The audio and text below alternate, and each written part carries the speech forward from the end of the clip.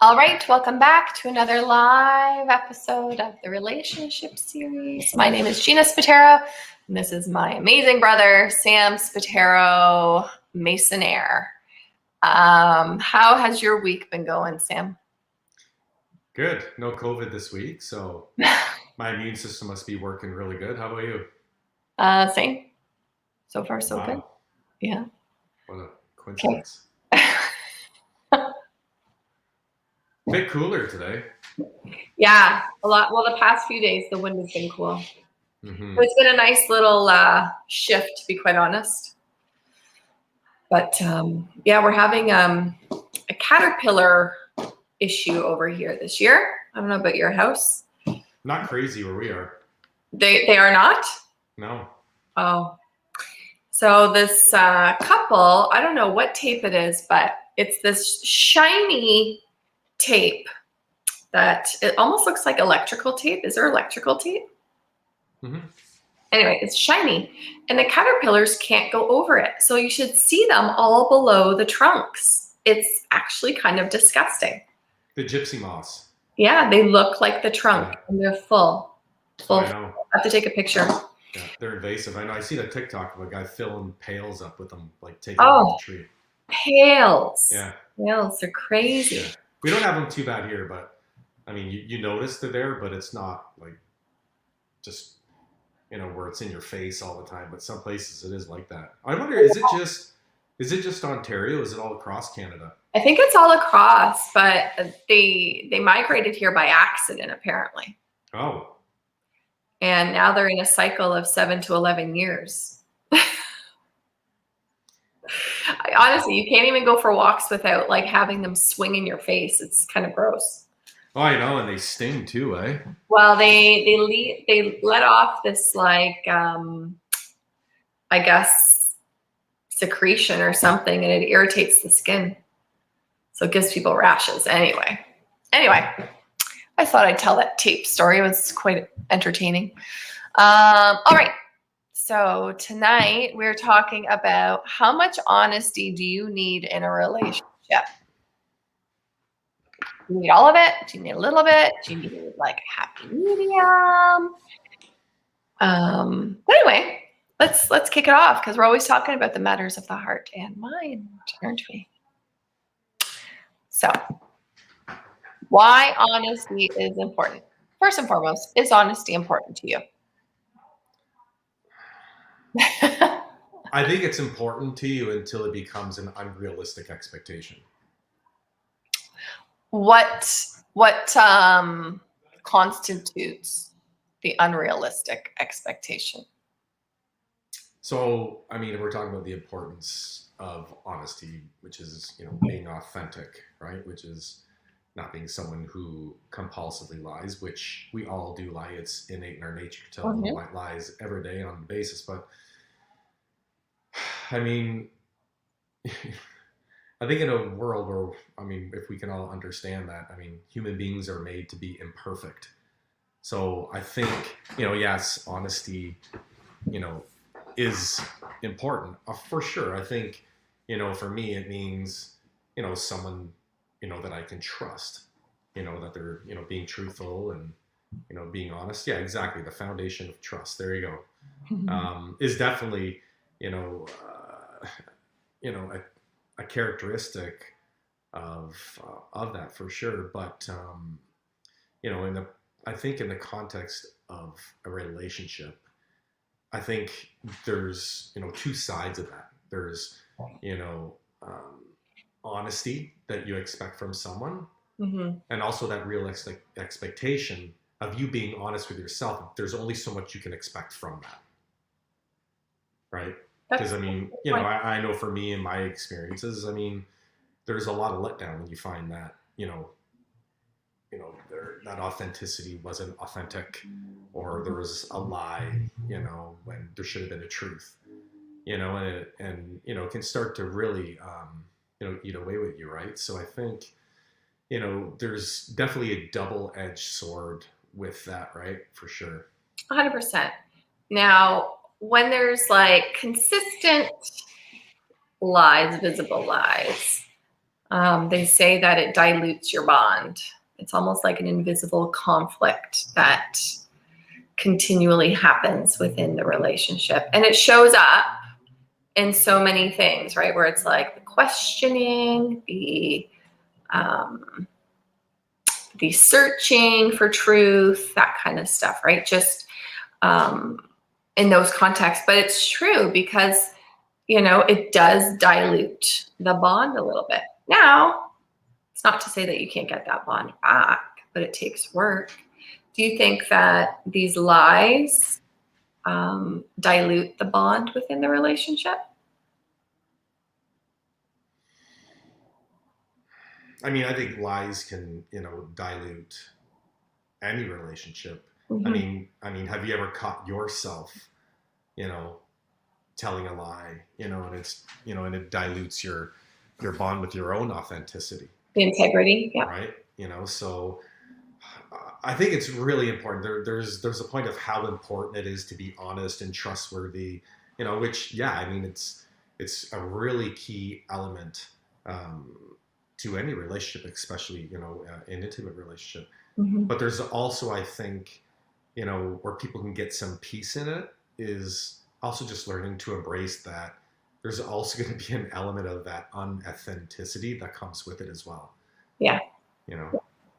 So there's two parts of it, because obviously when we are talking about this, we all know, like, your partner's not going to be 100% honest with you 100% of the time. That's not realistic. But there's two, like you said, it's double-edged sword. So on one end, you have privacy, and on the other end, you have secrets. Now, what's the difference between privacy and a secret within the relationship? Well, let me tell you what privacy is. Privacy is around your personal thoughts, past experiences, ideas that you have that doesn't involve your other partner. Does that make sense? Is this your analogy? No, this is research. Can you through psychologists. Oh, can you quote them in this? Because it's not plagiarism. I didn't take it word for word. All right, so you just basically summed it all up. So yeah, of course. Privacy around one's thoughts, past experience, ideas that doesn't, involve you. I mean, yeah, but to what element does that play in being honest in a relationship? If someone asks you about, your thoughts, your past experience, and ideas that don't involve this other person, like, do you tell a little white lie about it? Do you not want to tell them because you think it might hurt them, or you maybe, a little bit ashamed or don't want to tell them, maybe you lie a little bit about that. Yeah, I don't think there's any harm in that. There's also not any harm in being authentic and honest and saying that you don't want to share it with them rather than, spinning off the truth. Yeah. Which, maybe in your eyes is irrelevant and theirs it isn't. Breaking it down, these two perspectives does create a different element of it for sure. Mm-hmm. Like, I don't need to know my partner's thoughts all the time. I don't need to know my significant other's past 100%. Like, I wasn't involved with that, right? So you're right. I personally think I don't need to know those things. But there's a flip side to it. There's the secret part. So here's where something that is misleading, intentionally kept hidden, that could be harmful or to the other person. So where's the honesty in this? Do you think that this is a priority for honesty? When the intentions... Well, this pretty much sums it up. This is a personality characteristic, right? So if if you're someone that keeps secrets and there's something that's, you're misleading, intentionally keeping things that are hidden, that can be harmful to your intimate partner. This has a lot to do with who you are as an individual. I think so too. Clearly this is telling me that you are not an authentic, honest person. I think so. Right. So I think it's really key if you're going to make these distinctions you can characterize them into an individual personality type. Mm-hmm. You know, if they're a narcissist or a gaslighter, well, this is clearly a personality trait with a clear definition of something that would fit that. I think you're absolutely right. Right? So I think it's very distinct to understand that, you know, if you're getting into a relationship or are in one and there's some things that you deem, you know, in this context that are secrets, it's not a matter of, you know, I think if you're starting to get these patterns, maybe there's some patterns or something that's just not adding up, I really wouldn't keep pressing on into it. If there's one thing that I've learned over the past 5 years, especially, you know, learning about like narcissism and gaslighting and personality types, is if you really want to understand what's going on, you got to try to figure out who they are, right? I don't mean, you know, on the outside world, but who they are as a personality type. You know what would be an interesting topic for us to do is come up or research questions to ask to uncover someone's personality type. That would be good. Okay. No, for sure. So this is like part 2. Okay, if honesty matters to you, then let's get to know the person. Well, exactly. But I mean, if we're going to make distinctions, and I think we could be so broad with this. I mean, if you want to get to it and say, you know, how honest a relationship are you going to have if you end up with someone who's a narcissist or a sociopath?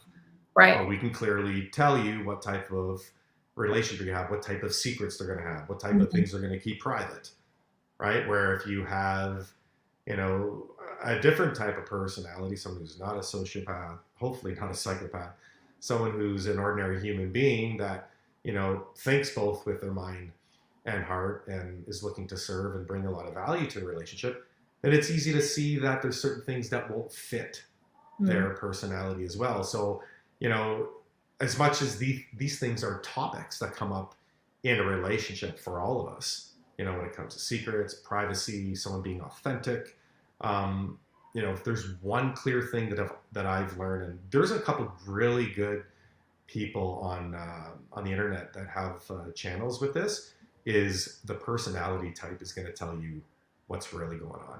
Yeah. You know, and then it's a matter of also then learning to be honest with yourself, right?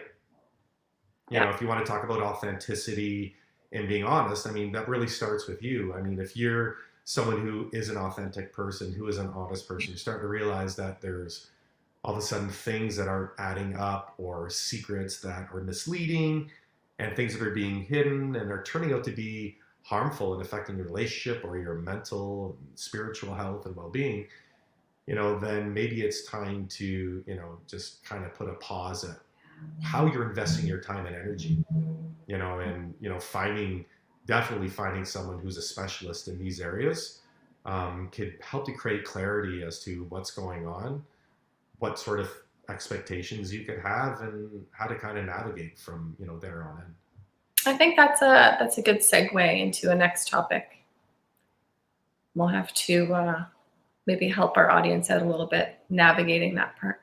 Well, I think in today's, you know, I mean, look, we all go up to that aisle, most of us, maybe not anymore, and say, I do, and think, here's a certificate, and this is, you know, your roadmap in creating, you know, a great relationship.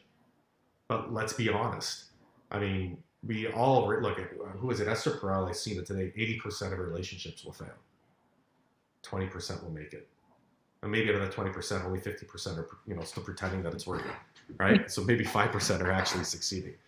Right. But I think it's just a matter of realizing that, like, you know, fuck, we are all imperfect. We have all told lies. We have all gotten here being authentic and unauthentic, you know. And I think if you're, you know, getting into a relationship and you're realizing that, you know, there's a conflict of some things that are going on, right, with being, you know, secrets being held or whatever, you know, I think diving in, like we're talking about doing the next video, is learning to understand personality types, because you'll start to realize what makes you thrive and what makes you happy and what makes you spiritually lit versus the person you're in it with it that's challenging you in a way where, you know, maybe affecting your mental health and other areas of your life.